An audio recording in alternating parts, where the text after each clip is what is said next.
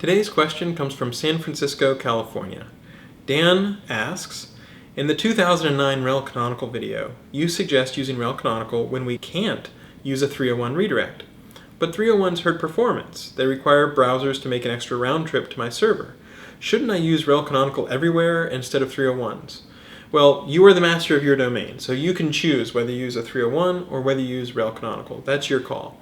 Most of the time, though, I would recommend using a 301. That's because everybody knows how to deal with it, browsers know how to deal with it, all search engines pretty much know how to deal with it.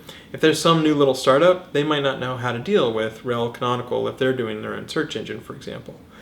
And another thing to sort of keep in mind is usually when you're doing a 301, it's because you're going to some new place on your site, but you're typically not doing a 301 on every single interaction that your browser has.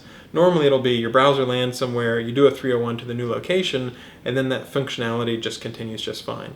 So it's usually a one-time hop. It's not like it's a huge amount of extra work. The other thing is, if you're moving to a new location, your users will look at the address bar and they'll notice where they are. So they want to have a good mental model of where they are on their site. So there's a lot of good cognitive kind of reasons and reasons why it might make sense to use a 301. It's just well supported. Everybody knows how that works.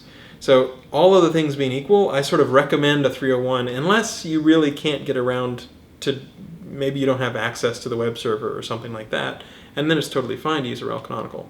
It doesn't hurt if you prefer to really go with rel canonical. It's just 301s are a little more supported, people understand them, and so that's what I would recommend as the first pass. But if you're a power user and you really want to do things the way that you understand on your own site, you absolutely can use rel canonical instead.